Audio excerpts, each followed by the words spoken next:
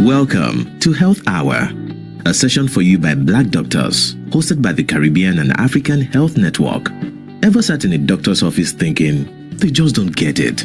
Or search for health advice online, but you can't understand it? Felt unheard? You're not alone, and you found your solution with Health Hour.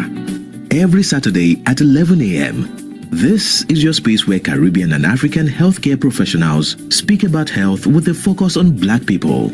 We tackle the topics that keep you up at night: mental health, chronic conditions, preventive care, sexual health, men's health, women's health, heart disease, and much more. All with the cultural context that matters, because our Black doctors understand the unique challenges we face. Here is what you can expect: real talk from doctors who look like you and get it, lived experience testimonies, practical advice, illness prevention and management tips, and a space of understanding without judgment. You also get to ask questions. Your questions drive the conversation. Health Hour, where community meets Black health expertise. Hello.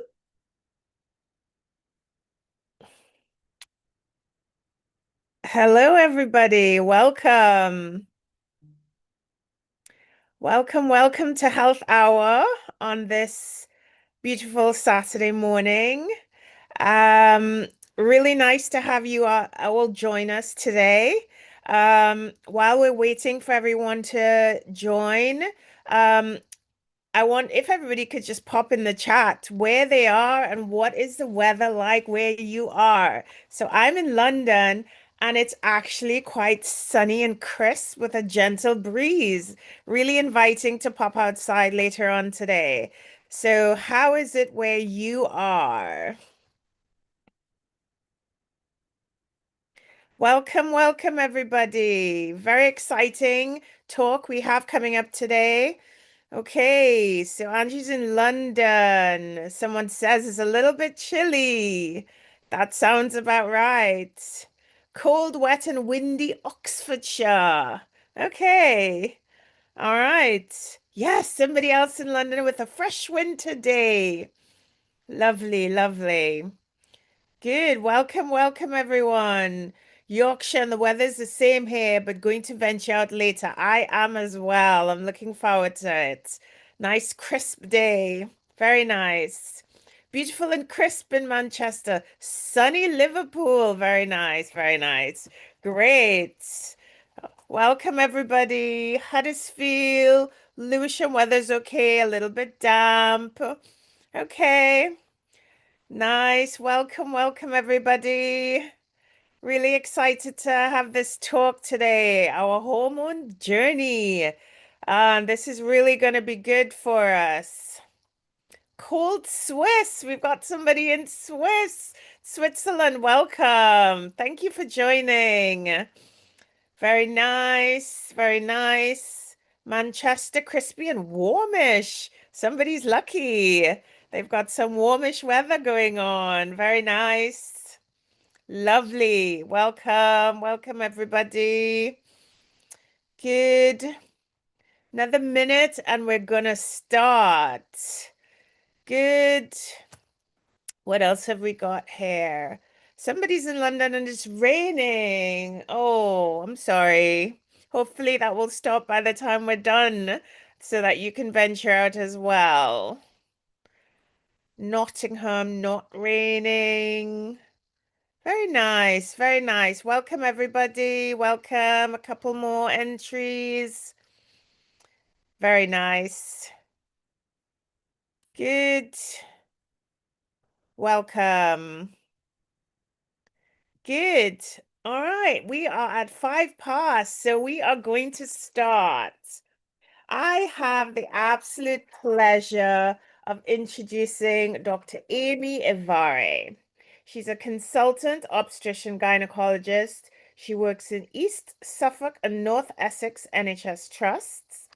She manages a range of presentations in gynecology and through pregnancy, and she has a special interest in urogynecology and clinical governance.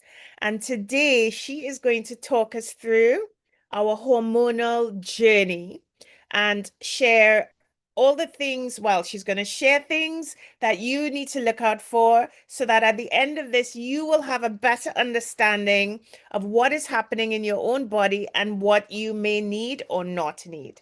Welcome.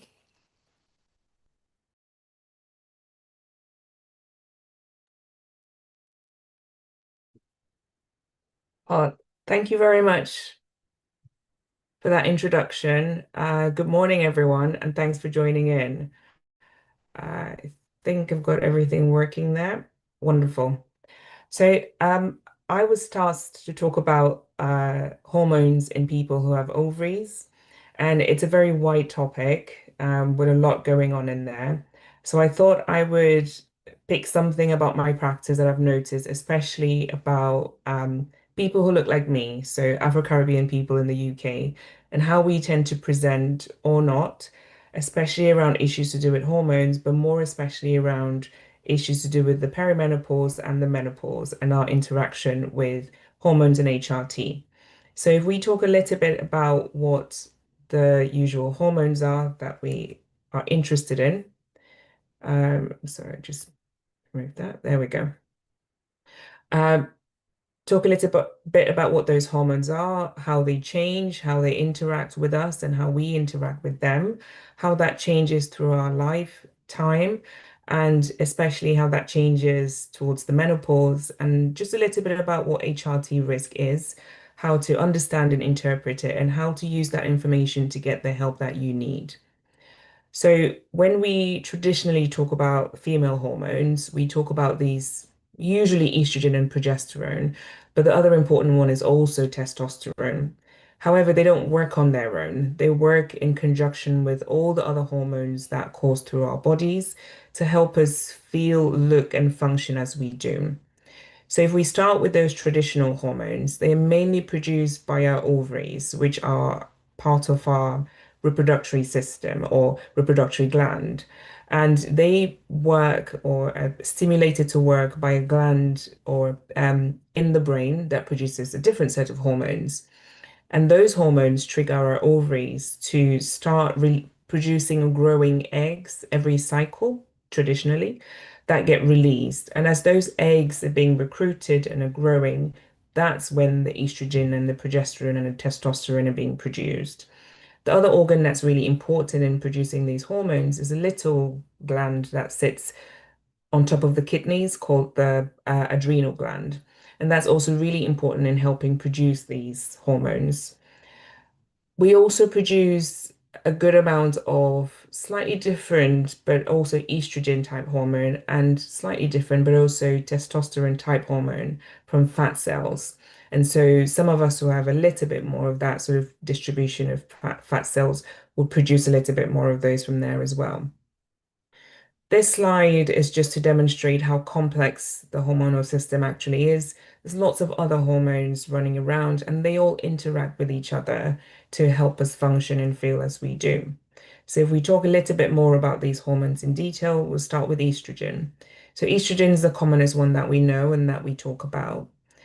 Estrogen is really important in helping us regulate a lot of our body systems.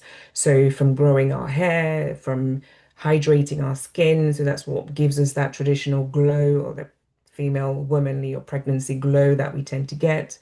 It's really good in helping us regulate our mood, so reduces anxiety, helps us feel, pumped and positive and good about ourselves, helps us sleep properly, works very closely with serotonin to help us rest and sleep well. It helps us regulate our memory and our what's called uh, focus, cognition, helps our brain work properly. It's also really good at protecting our heart and our blood vessels. So it works really closely with some other hormones to help regulate our cholesterol. So we tend to keep more of the good cholesterol than the bad cholesterol, and it helps our blood vessels not get so tightened or spasmy as much. So that helps the blood flow better, that helps the organs get better supply and helps them work better. It's really important in helping us use up our calcium and put it into our bones. So our bones get really strong and healthy. And it's really good at keeping us looking and feeling strong and healthy. The important thing that you will notice throughout this talk is that hormones really need to be in balance. Now, estrogen, like I said, for the most part comes from our ovaries, which also comes from having that regular cycle. Now, anything that disrupts that cycle will disrupt our production of estrogen or keeping that estrogen in balance. Not only does estrogen have to be in balance with itself, it needs to be in balance with all the other hormones as well. So if that gets thrown out of balance, then we get the opposite of what it's trying to achieve. The things that will throw estrogen out of balance are anything that interrupts that cycle. And the commonest things are if, for example, our diets are very highly processed, very full of sort of heavy, stodgy foods or fatty foods, or lots of alcohol, lots of stress in there, not sleeping very well, not exercising very well, or exercising too much, or eating too much, or dieting too much. Any of those changes that disrupts those no normal cycles can disrupt the production of all our hormones, but especially estrogen. And the effects we can get from that are things with difficulty with brain fog, but also controlling our temperature, so getting those hot flashes, um, feeling just like our skin is dry, it's irritable, it's itchy, and that's really noticeable around the vagina, around the bladder. So this dryness, difficulty with sex or painful sex, more likely to get infections, especially bladder infections, and also more likely to get irritable bladder and urine leaks. We're also more likely to get periods go out of sync, so they may become more irregular, more heavy, and also get more sort of PMS type symptoms and mood swings. And if we lose a large amount of estrogen, then our bones sadly cannot keep hold of that calcium as well. So they get thinner and they're more likely to break and get something called osteoporosis. The next hormone we'll talk about is progesterone. That's the other hormone that goes hand in hand with estrogen in that cyclical process.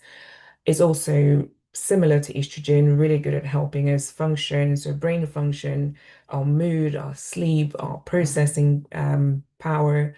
It also helps us grow our breast tissue, and really important for fertility. So the spike in estrogen is a good way of knowing that we've ovulated, that we've released an egg that's ready to be fertilized and help us get pregnant.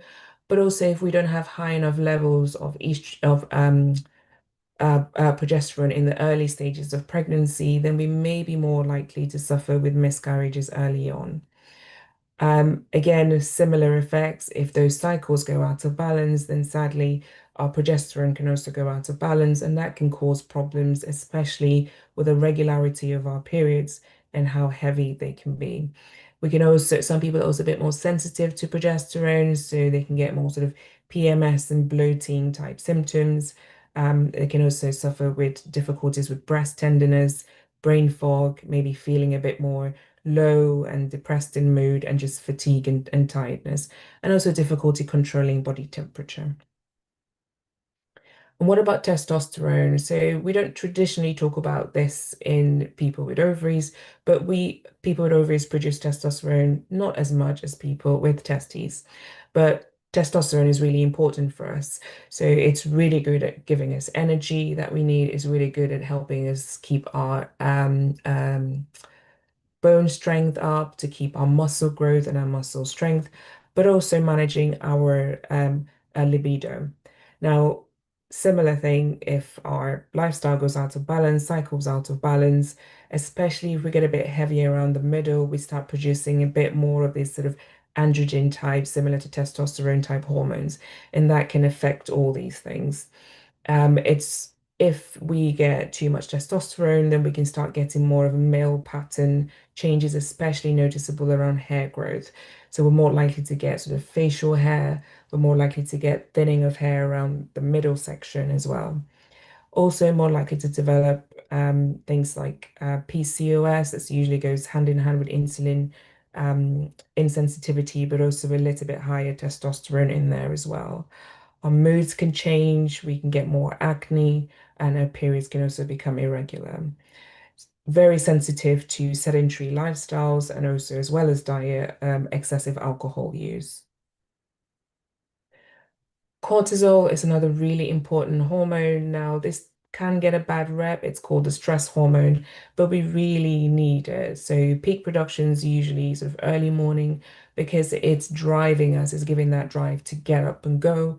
It helps us stay concentrated, stay focused. And we all need a little bit of that stress response to get things going, to get things done, and to keep our brain engaged in whatever we're doing and to give us that motivation that we need. Its changes throughout the day also help us to regulate, especially our sleep cycle. Now, also really important, works closely with other hormones to help us use up the energy that we take from our food, the sugar that we put in, to transform that into the energy that we need to help us going, to give us the energy that we need to keep our blood pressure under control.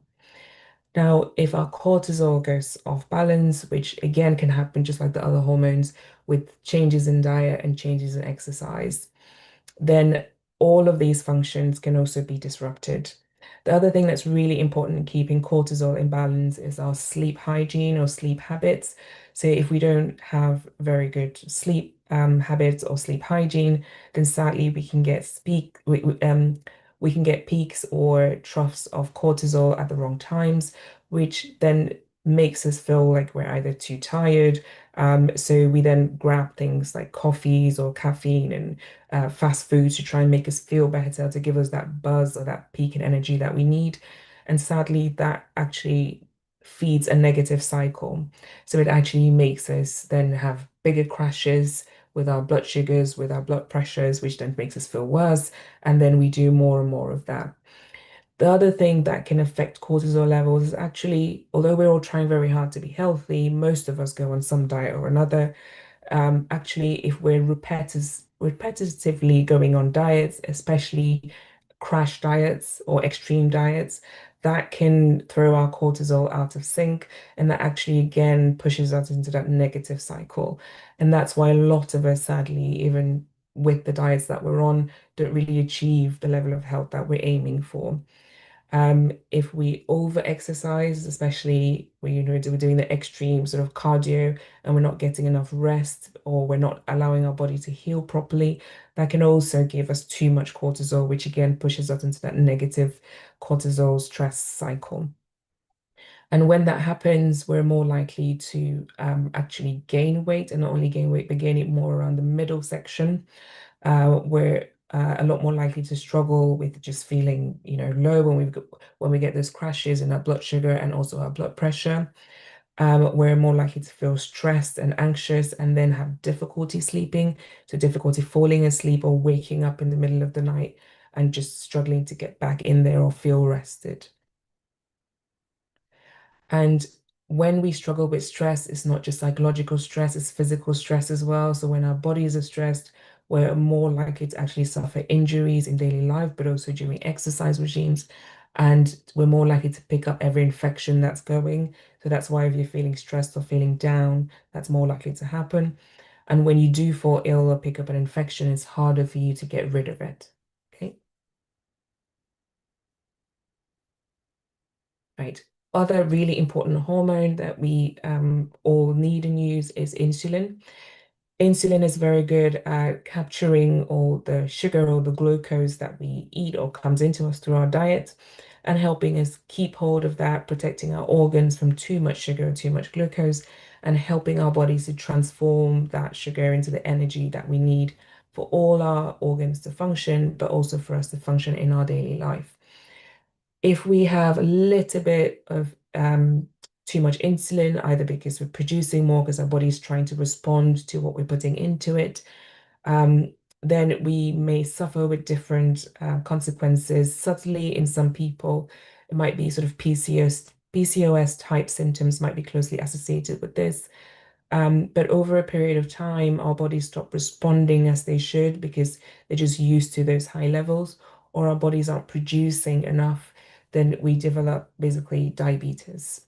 So our bodies can't control the blood sugar as much anymore. And too much sugar, sadly, can damage every organ and every system that we have, including from our brain to our feet, basically, and everything in between. So our nerves, our blood vessels, they can all be negatively affected, as well as our cycles and our fertility.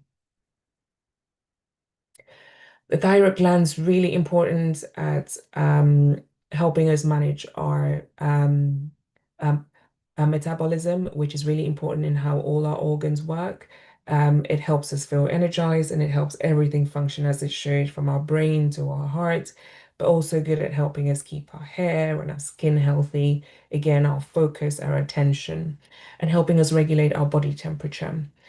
Now, these aren't as affected by what we eat and drink, but for people who have problems with the thyroid gland, then what you eat and drink can affect your hormone levels, especially with the medication that you're taking. But if you have any of these symptoms, then it's worth having a chat with your doctor and maybe getting things tested to make sure that you're not producing too much or too little of your thyroid hormones. So if you have too little thyroid hormones, then you have something called hypothyroidism. And the common signs or symptoms of that is that your body isn't, or your metabolism isn't as high as it should be. So you might suffer things like low energy, just feeling tired, feeling fatigued. The skin goes a bit dry, a bit thin. Your hair goes a bit thin. You might lose your hair. You're more likely to be sensitive to the cold, to suffer with constipation, so things just aren't moving as they should. And the mood tends to be a bit low as well, so tends towards depression. If you produce a bit too much of the thyroid hormones, then you suffer something called hyperthyroidism. So your metabolism is just higher than it should be. So you suffer the opposite. So more anxiety, you might be more wound up, more shaky. Some people get tremors. Some people just feel sweaty. They can't keep weight on. There's weight loss, there's diarrhea. So it's the other extreme of this. And those usually need to be managed with medical treatment. Serotonin is traditionally called the happy hormone, and about 90% of it is produced by the gut. It's really important in boosting our mood, keeping us feeling upbeat and, happy. It's also really important in helping us regulate our rest and our sleep cycles, but also important for our digestive system, keeping our gut health, and helping us fight infections or reduce the likelihood of us picking them up, but also it helps our immune system to fight those infections when we do get them.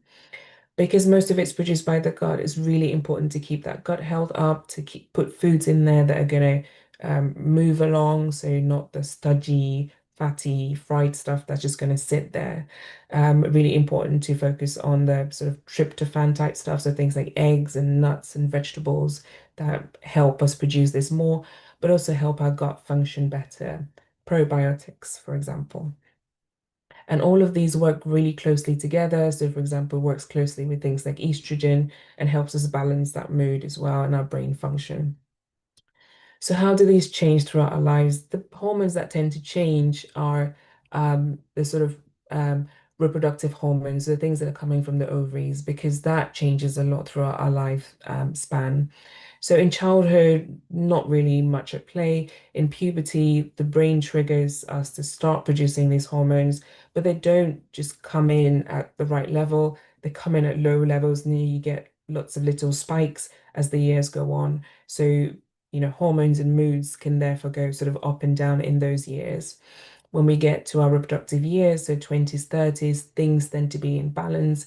And then as we get to our sort of early to mid 40s, that's a perimenopause age. And after that, hormones start dropping to the postmenopause where they as low as they're going to be. This slide is very busy, but in summary, the brain triggers the ovaries to start releasing this, to start growing these eggs, and they start producing these hormones. And that's how we start growing up. So changes to our body shape, we produce hair, breast tissue, and start getting periods. When the periods become a bit more regular, then we get into the traditional menstrual cycle. Not everyone has the exact same, 4-week cycle, but we use the 4-week cycles as the easiest way to just show how things usually work. The importance of the menstrual cycle is just to be aware that in the different phases, there are different hormones working in there, and the way our bodies respond to it changes. So our energy levels will change, the way we look and feel will change. And what's more important, I think, is to be aware of it so that you're able to leverage that in your daily life to be the best that you can be. You don't have to change who you are because of the way things are changing. But if you know how things affect you in different phases, then you might be able to use that differently. So, very quick summary. The first stage, if we start with the menstrual week, which is usually when we're bleeding, we've got the follicle stimulating hormone or FSH that's coming from the brain. What it's doing is recruiting the eggs for the next cycle from the ovaries. In that phase, when you're bleeding, usually most people feel down, they feel tired, they just feel exhausted, a little bit foggy, and just want comfort. They might be a bit more irritable. And then you move into the next week, which is a follicular phase. It just means the eggs are being recruited. And when the eggs start being recruited and growing, that's when your estrogen levels are going up. So they're producing a lot of that estrogen. And in that phase, people tend to feel a bit more positive. Their focus is coming back, their brain power is coming back, the energy is coming back, their skin glow is coming back, and that's changing. And those sort of cravings for the comfort stuff or comfort foods is slowly passing. The week after is the week of ovulation. So estrogen is at its peak. That's when the biggest egg is actually released. So that's the peak week of fertility. So people tend to be a bit more outgoing, a bit more confident, and libido tends to be at its highest as well. The week after that, there's a decline in estrogen and a peak in progesterone, and people with sensitive might get a bit more sort of PMS type symptoms. People get a bit more sort of comforty, they just want a bit more. So the cravings start coming back then as well. Breast might get a bit more engorged, a bit more tender as well in that phase, and then repeat. All these hormones change significantly during pregnancy. From week to week, everything changes. So in the early pregnancy, you get a spike in progesterone that's helping to support that early pregnancy until the pregnancy starts producing its own hormones. The pregnancy hormone, HCG, starts going up as well. So the body changes significantly in that first phase. So everything's very sensitive. Breast tissue is growing. It's very sensitive. Sense of smell is peak. The feeling of nausea and vomiting comes in as well. As the pregnancy progresses, we produce a bit more estrogen, so your hair gets thicker, skin gets fuller, more glowy, more shiny, and we start collecting a bit more fluid as well, retaining fluid. Cortisol increases as you go on, so we start getting a bit more difficulty with sleep, and you start producing other hormones like relaxin, which makes your joints a bit more relaxed, which is great for the growing pregnancy, which is great for preparing you to have that baby. But what it means is that because your joints are not as tightly held together anymore, they become a bit more achy, a bit more loose, a bit more clicky, and you get a bit more of that sort of back pain, hip pain, and just difficulty getting comfortable or moving around. After the baby's born, there's a significant drop in a lot of those hormones. So there's a lot of sort of mood effects, mental effects, concentration effects, sleep effects. So the skin gets thinner again, the hair might shed, and for some people that can be quite significant. As well as having a new baby, which gets you tired, there's a massive change in those hormones, which also mean that you're a bit more wound up, but also a bit more tired, and the mood can change as well significantly. You also get a rise in hormones like prolactin and oxytocin, which are great at helping you bond with the baby, but also helps your body prepare to feed and look after that baby, so produce breast milk, for example.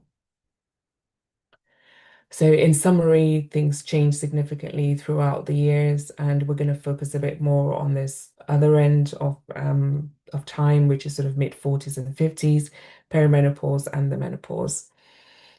The important thing to note in the Afro-Caribbean community is that our symptoms might actually start a little bit sooner, and actually for a lot of us, they might be a bit more intense, especially with hot flashes. But we're actually less likely to seek medical help and to seek support with that hormone function or help with things like HRT. It's important to note that everybody's experience of the menopause will be very different. Yes, it tends to be genetic, so age-wise, when things start, tend to be similar to when things start for if you've got mothers or sisters. However, everyone feels things very differently, and everyone's life is affected very differently. But the common thing is a large number of people are affected. So our careers are affected, our sex life is affected, our families are affected, our partners are affected, our social lives are affected. So it can be a big change, an important change. This slide is very busy, but it just shows you how much changes just in the hormones I have talked about. There are lots of other hormones and they all change as well, but we'll talk about these in a bit more detail and just shows you how things change. So estrogen, for example, has the biggest, most noticeable drop or decline with the menopause.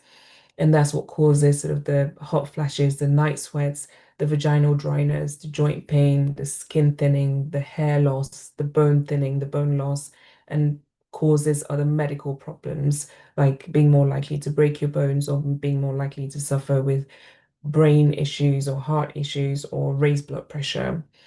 The mood also changes. People suffer a lot with brain fog, memory lapses, increase in anxiety and depression as well. Progesterone actually starts dropping a little bit earlier, so that's why a lot of people suffer with periods going out of sync a little bit just before they go through the menopause. So periods can get heavier, they can be more spaced out, or they can be just all over the place. People can suffer a lot with brain fog again, mood instability, stress sensitivity, difficulty sleeping, anxiety. The way your body responds to insulin changes, so it's less likely to respond as quickly or as sensitively as it did before. And the result of that is you're more likely to have slightly higher levels of blood sugar, more likely to keep hold of fat tissue, especially around the middle section. So that's why there's that change in distribution, along with the change in estrogen, but the change in insulin resistance as well.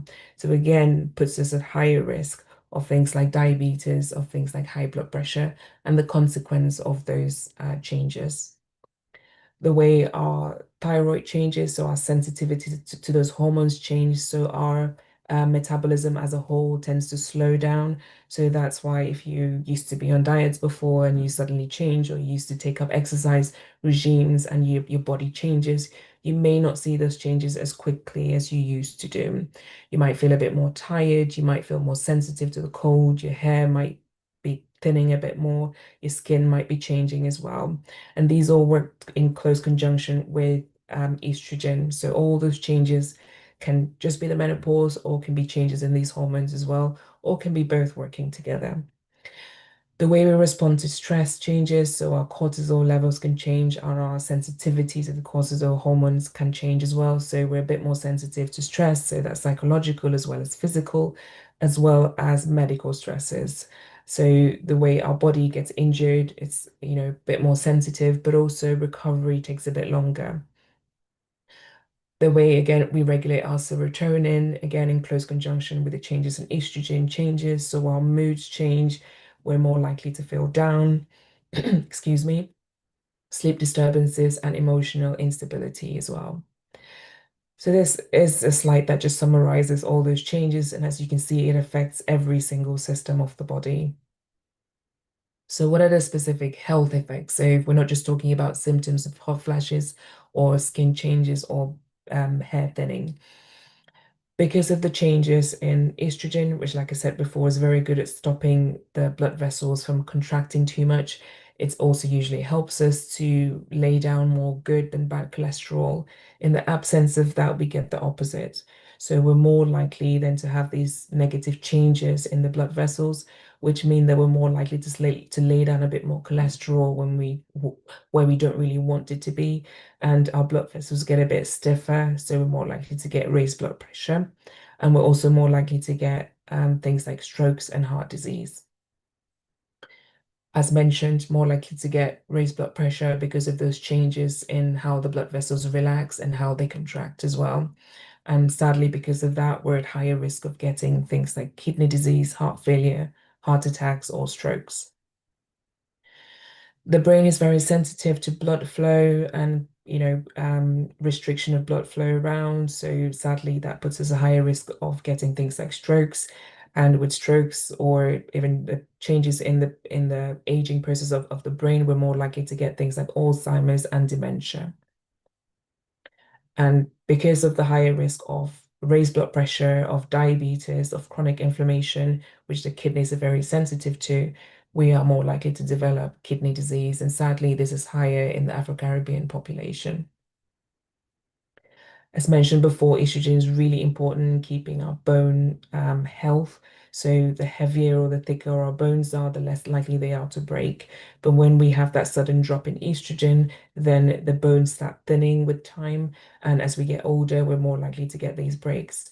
Now, if we break a bone when we're younger, tends to recover quickly, tends to get back to normal quickly. However, the older we are, a break might mean a complete change to our lives as we know it. And for some people, that can be life-threatening. So really important to protect those bones as we age, even though it doesn't look like the most obvious thing when health is concerned. This is more important in people with darker skin tones, so Afro-Caribbean populations, because when we live in the northern hemisphere, we don't have enough sun, and because we have a bit more color or the hormone um, that protects the sun rays from going through, so we don't use up as much of that sun to keep hold of that calcium in our bones and make them stronger and healthier. So it's really important to be on the vitamin D supplements way before we get into the menopause. So we're optimizing our bone health before we start losing those hormones and those and that bone starts thinning. Because of all these changes and the changes in way the hormones interact with themselves and with cortisol, we're more likely to deposit fat around our middle section. And sadly, that triggers that negative cycle where we get less sensitivity to insulin, we get more response to cortisol, and we deposit a bit more of that fat around the middle. If our diets are already heavier, on the starchy side or the fatty side, then again, we're more likely to make this process go forward or to compound this negative cycle. So this is a summary slide just demonstrating all those changes, and again, it affects every bodily function. The other thing that we haven't spoken as much about is sexual function. So in the menopause, the drop in testosterone, drop in estrogen makes us less likely to want to be sexually active, but also the changes in the skin. So because our skin is less hydrated, the vagina is very sensitive to this. So sex tends to be more painful, hence we tend to avoid it. But also the changes in the hormone levels also mean that the bugs that usually live in the vaginal skin, we all have those, also change, which means that we're more likely to get infections, and especially infections in the bladder, but also the bladder gets a bit more irritable, so we're more likely to suffer with urine leaks, which changes the way we feel about ourselves, our self-confidence, and sexual function and desire. So how do we manage things? Now, everyone should be optimizing health. Like I've mentioned before, we want that balance. So we want to aim towards the healthy diets, and we want to pick a healthy diet that works for us and keep going with it. We want to avoid the yo-yoing diets. We want to avoid the yo-yoing exercises. We want to pick, low or moderate intensity cardio, but more importantly, strength training that will increase our muscle mass, that will increase our bone strength, and that will help us optimize our health as we go into the menopause. Avoiding or managing stress is really important as well, because psychologically that triggers some of those changes, especially to do with serotonin and cortisol, which also interacts with our other hormones and changes how we feel, but also how our body expresses itself in our periods, but also in our levels of energy, our fatigue, our sleep, etc. And that feeds into that cycle again. There are lots of different things we can do, including exercise, stress reduction, healthy diet, sleep hygiene. So if we already have habits of going to sleep at the right time, of avoiding things that interfere with our sleep, so watching TV into the night, playing with our phones, drinking a lot of alcohol before bed, other stimulants, so that's caffeine, that's smoking, exciting things, especially around bedtime. If we're already in the habit of avoiding those, then as we go through the menopause, that will put us in a better stead, in a better place to be able to manage those changes. There are things like herbal teas and supplements that also have some evidence at helping with some of those symptoms. However, the only real treatment for the changes that have happened to our bodies, especially with regards to protecting our bone health, is to replace some of that hormone. So that's hormone replacement therapy or HRT. Now, there are lots of different ways of delivering HRT, as you can see in this slide. There's so many now. There's a lot of talk about risk of HRT. What I will say is that in balance, there has been lots of studies involving millions of women, and overall HRT is very safe. We are giving small amounts of hormone replacement compared to what your body would have been making to keep you functioning, to help you function as best as you can on a daily basis to keep your life going, but also to improve some of your health outcomes. That's not to say that everyone should or must have HRT. It is a natural process, and you can choose not to go through that. But also, for a small number of people, HRT can actually increase their risk of other negative health outcomes. So it's really important to talk to your doctor about what works best for you. Now, the main hormone we're trying to replace with HRT is the estrogen, because that's what controls or manages a lot of the symptoms that we have and also protects our bone health. However, if we have a womb or a uterus and we only take estrogen replacement, then what happens is we grow the lining of the womb like you would have done when you had periods, but we grow it without control. So there's nothing giving us that cycle anymore. So it's really important to have progesterone in there as well, because if we don't do that, then that growth can go out of sync and actually can develop into cancer over time. So to prevent the risk of cancer in the womb, if you have a womb and you're taking HRT, so estrogen, you must take progesterone with it. And there are lots of different ways of doing that. You can also replace testosterone if it's needed, and that again is a conversation to be had with your doctor. Now, having the progesterone does change risk profiles. We'll touch a little bit about that, but it's probably more important to talk to your doctor about your specific risk. And this is just a bit more of a wordy slide that just says all of that again. Some people's risk of blood clots will be increased, but that again can be changed depending on the type of HRT you have and how it is given. So if you have tablet HRTs, for example, the risk is higher than if you have patch HRTs. Okay. This slide is really good. Again, these numbers might not be completely accurate, but this is a very good slide at demonstrating how different risk can be for different people. So the first line, if we argue that there are 23 cases of breast cancer diagnosed in the UK, if you give everyone HRT, so combine HRT, estrogen, and progesterone, you will increase that number by 4. So 4 extra people will get breast cancer. However, if you remove the progesterone part of that HRT, you actually get less people diagnosed with that breast cancer. So those people's risk factors have changed just by changing part of that hormone in there. So really important to have a chat about what that means for you. Now, the slide on the combined pill is probably similar in risk profile because you're giving the estrogen and the progesterone as well. However, if you look at our other habits, so if those people are drinking alcohol as well, so high levels of alcohol intake, then you increase the risk of breast cancer again. So again, you would get 5 extra people who would develop breast cancer, and that's just because of their use of alcohol.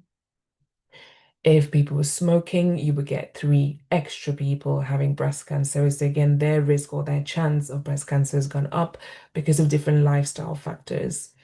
If people are overweight, so BMI is over 30, then you double the chance. So you get 24 extra people getting breast cancer because of the associated risk factor. However, if people exercise regularly, moderate exercise, then that risk reduces. So you get 7 fewer people getting cancer. So our communities are lovely, we're close-knit, we're very good at saying, I saw that person experience that and being affected by those experiences. But it's really important not to presume that your chances or your outcomes are the same as anybody else's, because they're not. All our lives are different, all our risk factors are different. So it's really important to have that personalized conversation and to make those decisions based on what's going on for you. There is a lot of data out there about the outcomes of HRT, different types of HRT, using HRT at different ages. So whether you start HRT just as you get into the menopause or you start HRT 20 years later, the risk profiles are very different. And there's lots of data out there that your doctor can use to have those conversations with you. So these are just a couple of examples that I have taken from a national guideline just to demonstrate some of that. So for example, when we talk about breast cancer, when you have people taking the estrogen and progesterone, which is called combined HRT, you compare the risk of or the chance of getting breast cancer. The orange bit here is people who have never taken HRT. The green bit, they've taken it for 5 years. The blue bit, they've taken it for 10 years. On the left-hand side, you've got people who've taken it later on, so usually closer to 50 they've started. On the right-hand side, people have started it earlier, so about 40s. As you can see, your chances of getting breast cancer increase with age. So on the right-hand side, if you've never taken it in your 40s to 60s, your chances are 33 out of 1,000. Whereas on the left-hand side, your chance is 59 out of 1,000 people. If you take HRT for 10 years and you started earlier on the right-hand side, those numbers go from 33 to 51 out of 1,000. On the left-hand side goes from 59 or almost 60 to 90 or 92 out of 1,000. So the chance goes up, but it goes up anyway as we get older. This is just another way of demonstrating the exact same thing. So those bars are 1,000 people, and at the bottom of the bar where it's highlighted is a number of people that actually get the problem, so breast cancer in this case. And again, this is people taking the estrogen and progesterone together. On the right-hand side, they're taking it younger. On the left-hand side, they're taking it older. And as you can see, as they get older, those numbers of the colored parts of the bar are getting higher and higher because our chances get higher anyway as we get older. But you can see there is a step up in those highlighted numbers based on how long you've taken that combined HRT. So if we look at this part here, age 50 to 69, you can see the orange looking bars, people who've never taken HRT. The highlighted is a number out of 1,000 who get breast cancer. The green bar is people who've taken it for 5 years. The blue bars, people who've taken it for 10 years. So as you can see, there is a clear step up the longer you're taking that combined HRT for. However, if you look over here in the age 40 to 44, people who've never taken versus people who've taken for 10 years, actually there isn't much of a step up in those early years, but there is more of a step up if you look at the 40 to 59 age range. This is exactly the same figure, but the numbers are different for people who are taking estrogen only breast HRT and their chances that they develop breast cancer. So again, the background numbers are the same because we're looking at the same population. 59 out of 1,000 people who've never taken HRT develop it if you're looking in the age 50 to 69 age group. 40 to 59 age group, the number's 33. And those numbers go up in the younger age group to 41 and the older age group after 10 years to 71 instead of I think it was 90 with the previous group who were taking both estrogen and progesterone. And again, that's just another view, it's just a colored looking graph. But in this graph, I hope you can appreciate compared to the previous graph, there's less of a step up in that risk or in that chance or in those numbers. So those numbers seem closer together in this group than they were in the previous group who were taking both estrogen and progesterone. So in the group that just takes estrogen, the chance is a little bit lower, even though they still go up. When you're looking at cancers of the womb, again, the longer you take that HRT, the slightly higher the chances. The numbers are still relatively small. We're talking 4 out of 1,000 people will get the cancer anyway, and that number goes up to 8 out of 1,000 if they've taken it for sort of 10 plus years. In the 5-year group, it seems to be much smaller, but when you're talking about things like research, you want really big numbers to be able to see a difference. And it's hard to see a difference when you've only got small numbers or small changes. So it's hard to say which way it goes, but definitely you do not want to take estrogen without progesterone because you're way more likely to get a cancer of the lining of the womb. If you've got a womb, if you don't have a womb, then you don't need progesterone and you can manage your risk profile better. With ovarian cancer, again, those numbers are very small. It looks like you've gone from 1 in 1,000 to 2 in 1,000, but that's such a small change. It's hard to see if that's actually very significant when we're talking about decisions in medicine. With dementia, this is a bit of a tricky slide because we're just looking at people who started HRT later on. So they've started it after about 15, 20 years of being in the menopause. So their risks will be higher anyway. And there is some suspicion if you start HRT later on, then you might change your risk profile quicker than if you started HRT earlier on. So those numbers do go up from 9 in 1,000 people to 18 in 1,000 people. And the increase is similar if you're talking about combined HRT, so that estrogen and progesterone versus estrogen alone. With heart disease, again, those numbers are very similar. So there's not much of a difference between people who take HRT and don't take HRT when it comes to heart disease. Osteoporosis, there's a significant drop in the number of people who suffer breaks because their bones have thinned if they take HRT compared to people who do not take HRT. So if we look at this slide in the top left, for example, between the ages of 50 and 54, the chances of that happening is 60 out of 1,000 people who've never taken HRT. If you take HRT, the numbers go down significantly to 40 out of 1,000 people taking HRT for 5 years. If you take HRT for 10 years, then that number goes down from 127 to 80. So in all the groups, the number is going down if you're taking HRT. So HRT protects your bones. The risk of stroke doesn't really change significantly whether you take HRT or not, whether you take combined HRT or not. So actually taking HRT does not make you more likely to get a stroke. And there's lots of data and information as well as guidelines and patient information out there on this. I know that's been very quick and a whistle-stop tour, but I hope that's been helpful and hopefully triggered some conversation. Amazing. Many thanks. That was a really, really good session. As you can see, very much appreciated by our attendees. And we've got lots of questions. So I'm going to jump straight into the questions. The Good. first question is about early menopause. Someone has had an early menopause and they're not on HRT. They are having symptoms, hot flushes, brain fog, and they're worried, is it too late to start HRT? Should they be on HRT? So the advice is if you start if you start your menopause early, especially in your 30s or 40s, you really should be taking HRT. I would definitely recommend taking HRT because our natural lifespan is to go to about, on average in the UK, to about early 50s. So 51 is usually where we aim for. Now, if you get to the menopause a couple of years before that and you don't want to take it, that's fine.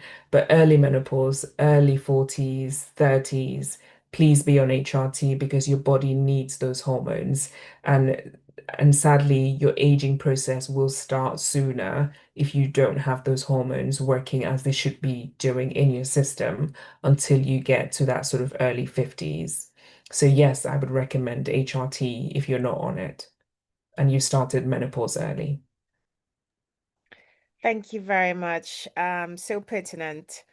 Our next question is someone who says they are not enjoying their menopause at all. They've got bloating, water retention, wind, hot flushes, but they're refusing HRT due to fear of the side effects. What are her options? I think what I would say is you need to sit down with someone. And I think even before that, what I would do is write down what you're afraid of. So be clear in yourself what exactly are the side effects that you're scared of. So like I've said, there's lots of research that has been done on people taking HRT, and more people get benefit than risk from HRT. I know that's very hard for me to reassure you, just giving you generic stuff. But what I find really helpful talking to people is people who come with very specific, look, my mum suffered with this, or I had a sister who got cancer after 10 years of this, or I had this. Whatever it is, it's not silly. Write it down and bring it to an appointment and say, look, doc, I want this treated, but I'm afraid of this. And they're actually, that helps your doctor way better to know how to help you. Because actually, for some people, you might be right. There might be something that runs in the family that needs to be investigated. And actually, if we can find out what it is, if we can manage your risk profile, we can actually help you achieve the treatments for the stuff that's bothering you. For some people, that may not be HRT because, like I say, HRT isn't for everyone. But even if it isn't, we can help you find the supplements or the alternatives or the right things that will help you feel better. In general, I would say for things like the bloating or the keeping of weight around the middle, an exercise regime is really important. We need to be getting up, we need to be getting out, we need to be building that into our lifestyle. I know it's hard because it's usually the age at which lots of us have got teenage children, we've got busy jobs, we need to be there, we need to be in 10 different places. But it's really important to put yourself first and to make sure that you've got those habits going, those healthy diets, the getting up and getting out exercise. You need to be strength training. You need to be putting in a bit of cardio in there on a regular basis. That alone will help you feeling a bit better. But if you want HRT and are afraid, or you want a little bit more because those things have not quite done it and are afraid, please write down what it is that's bothering you and take it with you. And we can talk about the specific concerns. We can look at data together. We can look at your family together. We can look at your lifestyle together and come to a solution that will help you. That is such fantastic advice. Thank you. Writing it down, Mhm. before you go into that office and you're in front of your doctor, and then you may not quite be able to articulate or remember what it was you Absolutely. wanted to discuss. So Mhm. writing it down is such fantastic advice. Mm. Our next person, they are on testosterone gel, but they struggle to remember to take it. They avoid mornings because they moisturize. And they're asking, can they take it in the evening instead? What I would say is try it and see what it does. Yeah, a lot of these have got advice on timings, but actually, as you found out, it doesn't necessarily work for your lifestyle. So if it doesn't work for your lifestyle, there's nothing absolute saying you can't take it at a different time. What I would do is try it for a couple of weeks and see if you remember better. Maybe even write down a diary of how you're feeling compared to when you took it in the mornings and see if that works better for you. And if it does, absolutely go for it. Great, great. Thank you. Flexibility. We like Mhm. that.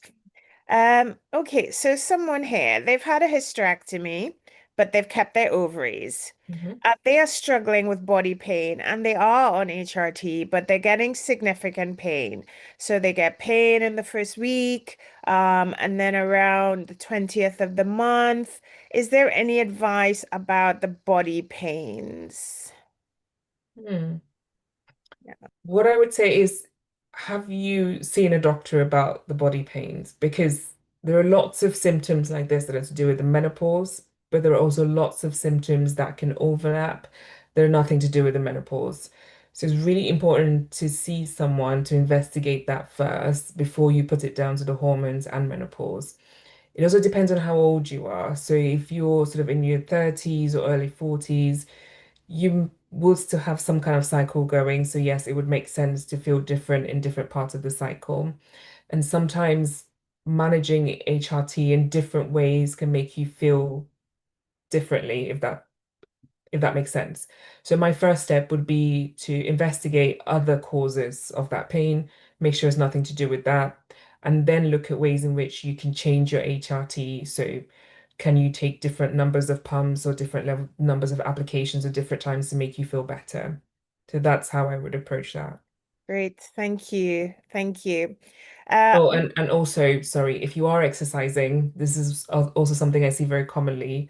Are you giving yourself enough rest time? So, like I said, the cycle changes, mean your body's sensitive to different things at different times. So, try and regulate your exercise and your rest. So, for example, if you're into cardio one week, maybe in the more sensitive weeks, can you try something like Pilates or yoga more than the runs or the sprints or strength training or heavy lifting. So try and change that as well and see if that makes a difference. okay, great. Thank you. We now have someone who has a medically induced menopause due to endometriosis. And we have pointed out that we do have an endometriosis session coming up in March. But the question here is, they're having all these symptoms, even things like flaky scalp, constipation, the brain fog, the irritability. Is this normal, and is there anything that can help? It can be normal. So sadly, if we lose the ovaries, especially if we lose them early, then the menopause symptoms do come on and they can be really difficult.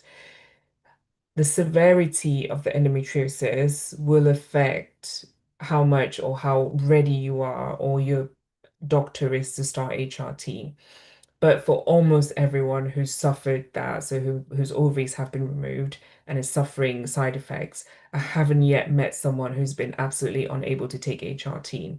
Some kind of HRT will be helpful, and my advice would be to try it and see what effects it has. There's a small chance it will trigger endometriosis deposits, especially if you've got severe deposits which are there and have been causing problems before. But it's all a balance. So you're trying to look at what am I trying to gain and what am I ready to risk or to chance to get the effect that I want to get. And actually, the symptoms you're suffering right now are probably more intense than the symptoms you may suffer, if that makes sense. So that's how I encourage people to think about it. Great, thank you. It is challenging when It is. um, you know, inducing the menopause to help the endometriosis, but then getting side effects and need something to help with the side effects, and just Mhm. trying to find that The balance right balance. Yeah. between the pain and the symptoms of the endometriosis and the symptoms of the menopausal symptoms. Thank you. Yeah, absolutely. Um, I think, sorry, just to say the other thing that's helpful as well to remember is that HRT, especially if you're not taking it in a cyclical pattern, isn't feeding the endometriosis in the same cyclical pattern that your body would have been doing. So that's also different. And because of that, you don't get quite the same reactivation that you would have got with your ovaries. And it's not giving you the same amount of hormones that your body used to give you. So it's a smaller amount, it's not in a cyclical pattern. So that's why people tend to tolerate it better than having their ovaries in place. Great. Sorry to interrupt. Thank you. No, that's all right. We've gone past 12. We're gonna just do 10 more minutes of Yeah. Yeah. questions, if that's all right with you. Brilliant. Okay. So, what next question is about reduction in libido. Someone is asking, does reduction in libido ever change?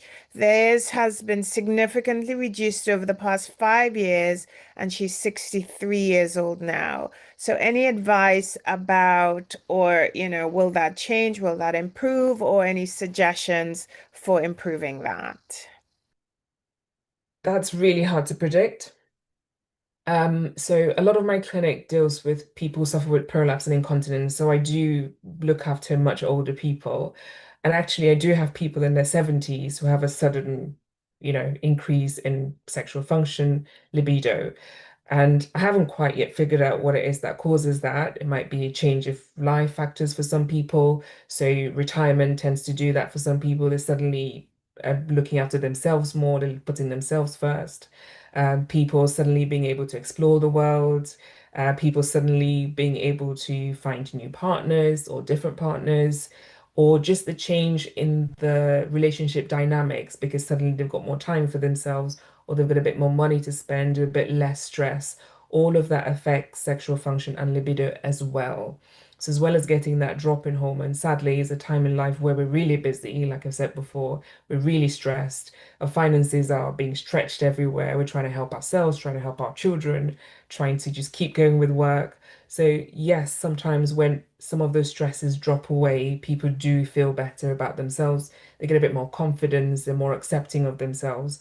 And that in turn feeds into the increase in sexual function and libido.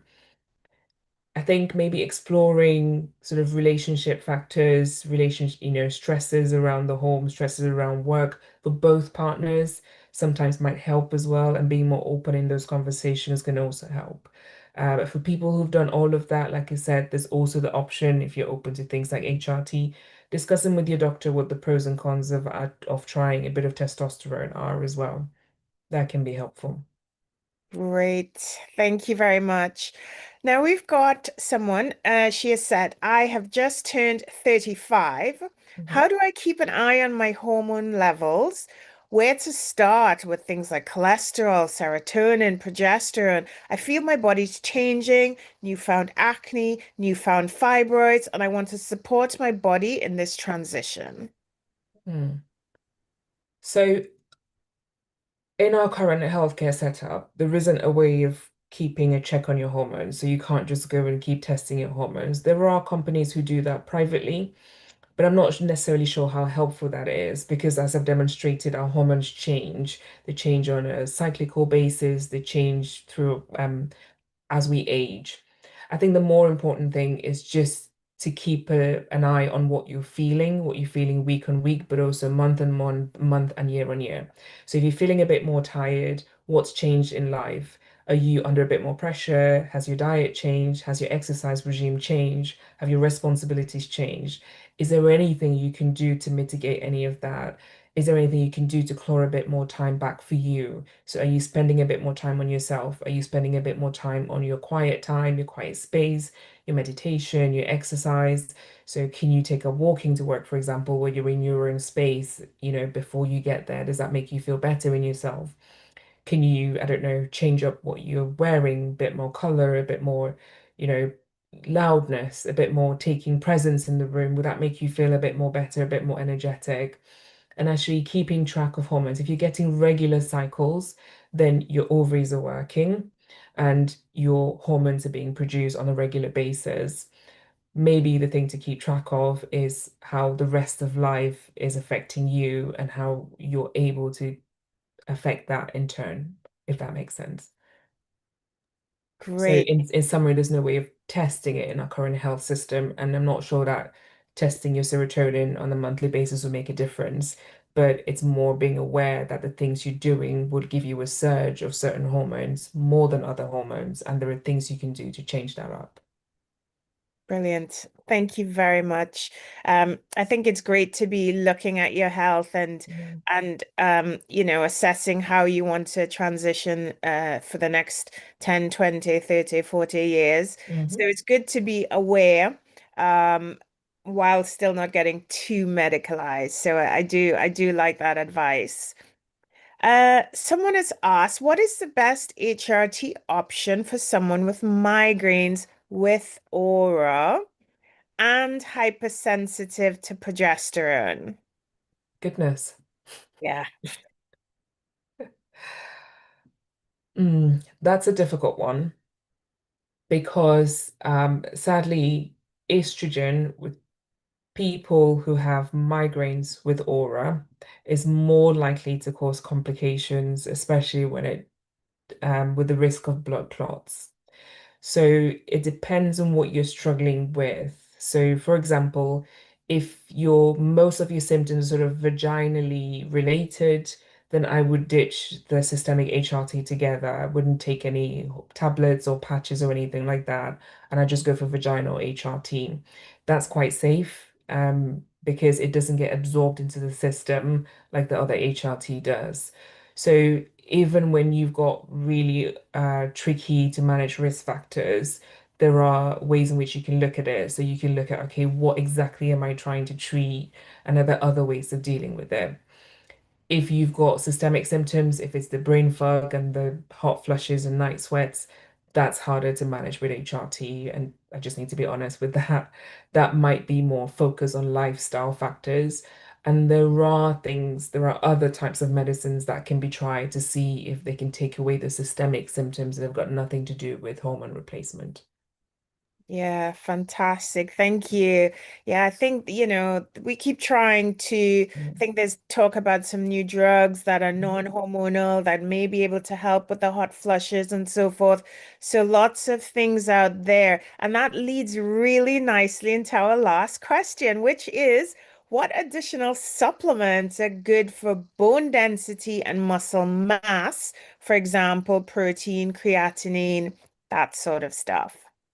So in general, if you have a good diet, a diet that's based on protein, that's balanced with seafoods, got enough oil, not too much, got enough starch, not too much. You don't need to be drinking liters of creatinine. Your body's making it and it's looking after it. The supplements you need are vitamin D because we don't get enough of it. As we get older, especially when lives get busier, we get into diets, we get into, restricting calories because we're trying to keep healthy and look a certain way. If you're restricting a lot, then you need to be adding supplements, especially if you're on the modern weight loss injections. Those really restrict your diet and your calorie intake. Really important to be on dietary supplements as well. So the generic Well Women supplements over the counter cover most things that you need. So that's your B vitamins, your vitamin D, your calciums, your vitamin D, things like zinc, selenium. Those are really helpful for your repair process as well, your skin, your nails, your hair, your bone. But vitamin D is the biggest one. If you've got a good diet, you've got calcium in there, you want vitamin D to help you transform it and use it properly. Our skin's darker, we're not going to use the sun, we're not going to absorb and use the sun in the northern hemisphere like people with lighter skin tones. So we need that vitamin D, especially if we've got a restrictive diet, because we're trying to be healthy, and especially if we're using those weight loss aids as well. Fantastic. That was a great end to a wonderful session. Thank you very much, Dr. Ivare. And No, I'm going thank to you all. hand over to Stephanie to close the session. Thank you. Yeah, thank you very much, Dr. Ivare, for this amazing and informative discussion on menopause and HRTs. Thank you so much. And thank you to Natalie for hosting this amazing, session. And thanks to our participant as well for, contributing and asking all the relevant questions. It's been a pleasure having all of you today. So I'll just put on my slides. Um, let's go. Can you all see my slide okay? Yes, it's not in presentation mode, but we can see it. Right. Okay, so our next health hour will return next week, and it's going to be the same amazing benefit from our Black professionals and clinicians. So next week topic is going to be on hypertension, which is we all know is the biggest silent killer in the Black community. And it's going to be next Saturday, same time, so from 11 till 1:15. So please, if you want to register, you can send an email to info@can.org.uk. So again, we are back with our Black Healthcare Award, which is one of our, flagship events here in London to recognize the exceptional Black health clinicians doing amazing work in our community. So please join us in celebrating this excellent innovation in healthcare. The nomination is open. If you know any Black professional or clinician who's doing amazing work that needs to be recognized, please, you can send an email to, Black Healthcare Awards, or you can nominate them. The nomination form is online on www.blackhealthcareaward.org.uk. Please nominate them. They need to be appreciated for the work they're doing. And it's going to be on the 4th of July. So nomination is open from now till, July. So please make sure you nominate them. So we are back again. It's time for Remembrance 2016 COVID-19 Reflection Day. Come together in hope. We've lost a lot of loved ones during COVID, and it's a time for us to, remember them. So National Service for the Black Community is going to take place on the 18th of March from 7 to 9 p.m. It's going to take place at the Manchester Monastery, and you can send an email to event@can. And we have our amazing speakers. You can see them on my screen. We have Pastor Joseph Ofuma, Dr. Jackie McLeod, Bishop Macbeth Mackenzie, and a lot of amazing, speakers on the day. Please come and celebrate, and also not celebrate, come and, join us to remember them. So International Women's Day, I'm so happy that today is even a topic on women's health, and the next month is going to be a Women's Month. So we're celebrating International Women's Day on the 12th of March, and it's free entry. You can also send more inquiries at event@can.org.uk. And This year, Health is Wealth, advancing the physical and mental emotional well-being of Black women, which is really, really important. And it's a cultural healing and celebration. It's taking place, like I said, on the 12th of March from 6 till 8:30. So please join us on the 12th of March. So festive period has passed, but we always are there to support the Black community. So book a free confidential income maximization. You can find out about this at saferhome@can.org.uk. So Black Health Legacy, I know we've heard about the Black Health Legacy research, and if you want to be part of this research, we want to change the history for Black, African, and Caribbean people in the UK when it comes to health. So too many of us face unfair health challenges. It's time to fix that now. So please make sure you participate in the survey about Black Health Legacy. You can also send an email at research@can.org.uk to be part of the research. It's online. It's going to be just between 15 and 20 minutes. We need to hear your voices to drive this research. So thank you all, like I said, for joining us today, and we hope to see you again next week. So thank you. Bye. I'll hand over back to Sam.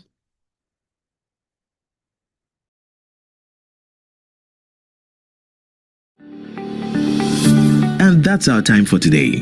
Whether you joined us on Zoom, Facebook, LinkedIn, or YouTube, thank you for making the Health Hour part of your Saturday.